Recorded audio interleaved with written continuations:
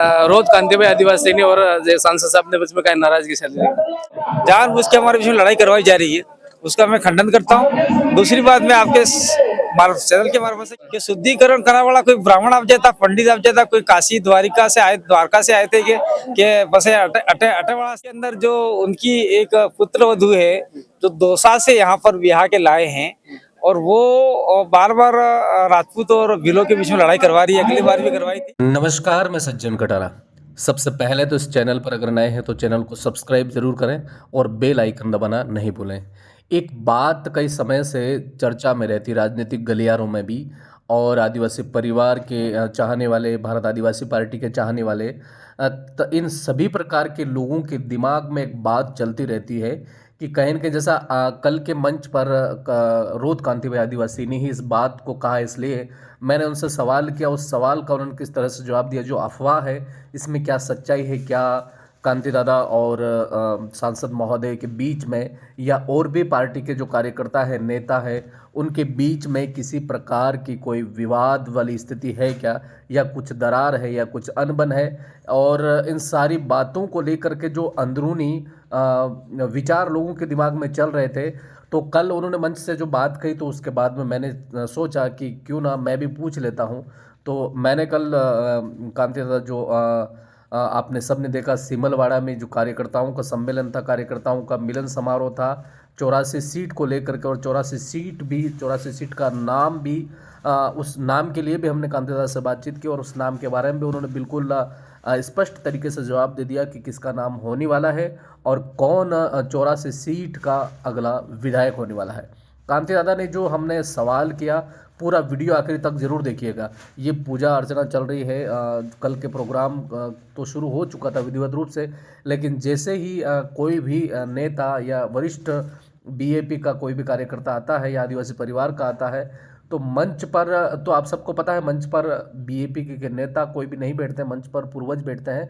तो उस हिसाब से कल कार्यक्रम का विधिवत रूप से शुरुआत की माल्यार्पण करके, और उसके बाद में हमने जो सवाल सब लोगों के दिमाग में चल रहा था, कोई पूछ नहीं रहा था, सबके दिमाग में कई तरह से सोशल मीडिया पोस्टें होती, उसके बाद भी कांति दादा को लेकर के कई हजार प्रकार के उनके पोस्टों को लेकर के बहुत सारी बातें होती है। उन सारी बातों को हमने उनसे पूछा, उन्होंने बिल्कुल खुल करके जवाब दिया। क्या जवाब दिया, एक बार आखिर तक इस वीडियो को जरूर देखें और कमेंट बॉक्स में जरूर बताएं कि आपने इस वीडियो को देख करके क्या मैसेज आपके दिमाग में आया और आपने क्या सोचा था और क्या बात आपको मिली, वो पूरा कमेंट बॉक्स में जरूर बताएं। और वीडियो को एक बार और, अगर वीडियो पर नए हैं तो चैनल को सब्सक्राइब करना नहीं भूलें। धन्यवाद। दोस्तों नमस्कार, हमारे बीच में राष्ट्रीय सदस्य और पार्टी के आधार स्तंभ कांति दादा हैं मौजूद।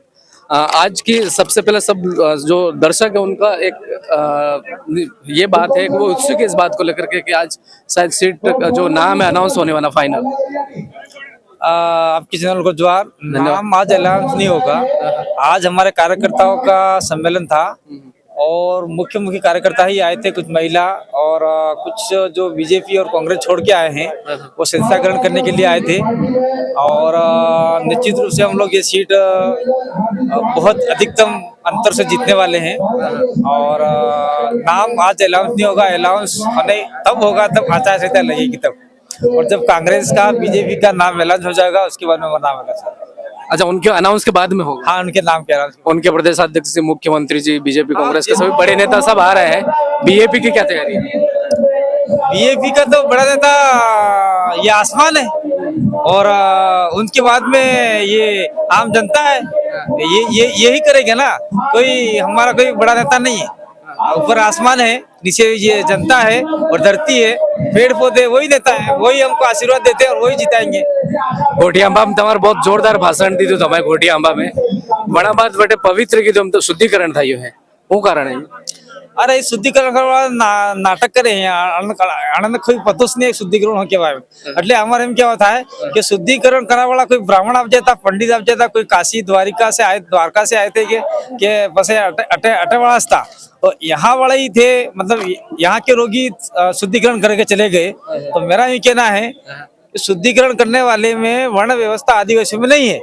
तो जो उन्होंने शुद्धिकरण किया, ने आदिवासियों को वर्ण व्यवस्था में बांटा, अरे आदिवासी ने ब्राह्मण है, क्षत्रिय है, वैश्य है, शूद्र है, इस प्रकार में बांटा। यानी जो वर्ण जो शुद्धिकरण करने वाला आदमी था, ये ऑलरेडी ही उस मनुवादी विचारधारा में चले गए हैं और इसलिए उन्होंने शुद्धिकरण का काम किया और आदिवासियों को बदनाम करने का काम किया। नहीं, बीजी बात ही जो आप सबसे अनुभवी भी हैं और इतिहास के जानकार भी हैं, भील या सोलंकी, इस विवाद पर आपका क्या कहना है?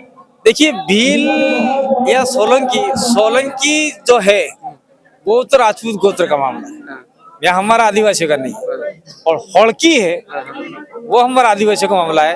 और हम लोग आपका सवाल मैं समझ गया, राणा पुंजा भील का ही चल रहा है। तो आज उदयपुर के अंदर जो उनकी एक पुत्र वधू है, जो दौसा से यहाँ पर बिहार के लाए हैं, और वो बार बार राजपूत और भीलों के बीच में लड़ाई करवा रही है। अगली बार भी करवाई थी, इस बार भी करवाई है। तो हम लोग को जो आपका मेवाड़ के राज चिन्ह पर एक साइड महाराणा प्रताप है, एक साइड भील है, और वो पुंजा भील होड़की की बात कर रहे हैं, ना कि सोलंकी की बात कर रहे हैं। सोलंकी उनका कोई होगा, मुझे आता पता नहीं है। और होड़की हमारा आदिवासी भीलों का गोत्र है, सोलंकी नहीं है। 84 उपचुनाव में कितनी वोटों से जीतने की संभावना? 84 उपचुनाव में जैसे राजकुमार जीते थे, उसके आसपास ही हम जीतेंगे। क्या मुख्य मुद्दे क्या रहेंगे? मुख्य मुद्दे हमारे चल रहे हैं वही 5वीं अनुसूची का हो गया, जल जंगल जमीन का हो गया, जमीन बचाने का हो गया, आदिवासी के स्वाभिमान को बचाने का हो गया, मास्टर है तो टीचर नहीं है, मास्टर है तो स्कूल नहीं है, स्कूल है तो मास्टर नहीं है, तो मूलभूत सुविधाएं हैं, लाइट पानी बिजली की समस्याएं हैं। ये वो भी लड़ेंगे, हम भी लड़ेंगे, लेकिन हमारी मूल लड़ाई है संविधान को बचाने की। ST SC OBC माइनॉरिटी के जो अधिकार है वो आज तक नहीं लागू करवाए, उसको लागू करवाने की, और हम लोग इसी दिशा में चल रहे हैं। इसलिए आज राज्य सरकार ने कहीं न कहीं इस नियम कायदे को लागू करना है। તમે કયું મંચ થકી એટલે હું તમારો સવાલ પૂછો કે लोग भी कहे, कमेंट भी आवे कभी, लेकिन मैंने कभी पूछा नहीं, और लोग ऐसा कहते हैं कि रोज कांति भाई आदिवासी नहीं, और सांसद साहब ने बीच में कहीं नाराजगी चल रही है।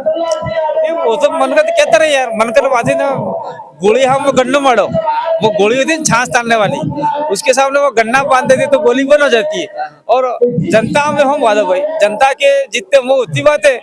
सांसद राजकुमार रोध को MLA हमने बनाया, सांसद हमने बनाया, दोबारा MLA हमने बनाया। 2018 में राजकुमार जी बहुत छोटे व्यक्ति थे और मैं देश दुनिया में घूम चुका था, तो उस समय भी लोग मुझे चुनाव लड़ने के लिए यहाँ बोल रहे थे, लेकिन हमने मना कर दिया कि हम हमारे विधानसभा में लड़ेंगे। और उस समय हमें कार्य को आगे बढ़ाना था, इसलिए मैं चुनाव नहीं लड़ा, कहीं से भी, डूंगरपुर से नहीं लड़ा, सागवाड़ा से नहीं, कहीं से भी नहीं लड़ा। और ये जो जानबूझ के हमारे बीच में लड़ाई करवाई जा रही है, उसका मैं खंडन करता हूँ। दूसरी बात, मैं आपके चैनल के मार्फत से कहता हूँ कि 2 दिन पूर्व हमारी प्रेस वार्ता हुई, उस प्रेस वार्ता के अंदर साफ साफ आपने देखा होगा कि अखबार वालों ने, हम 3-4 आदमी बैठे थे, जिलाध्यक्ष, सांसद और उमेश विधायक और मैं कांति भाई, चारों बैठे थे, लेकिन अखबार वालों ने मेरा फोटो काट दिया और वो इस प्रकार की लड़ाई करवाना चाहते हैं कि कांति भाई का फोटो इन नेताओं ने कटवाया होगा। लेकिन मुझे मेरे फोटो से कोई मतलब नहीं है। मैं जहाँ जाता हूँ वहाँ से लाइन चली जाती है, जनता मेरे पीछे चलती है, जनता साथ में चलती है, इसलिए मुझे जो मेरा फोटो काटते हैं, कटवाते हैं, उनसे मुझे कोई आपत्ति नहीं है। सर, बीते दिन कुछ पहले मीडिया द्वारा अटकलें लगाई गई थी।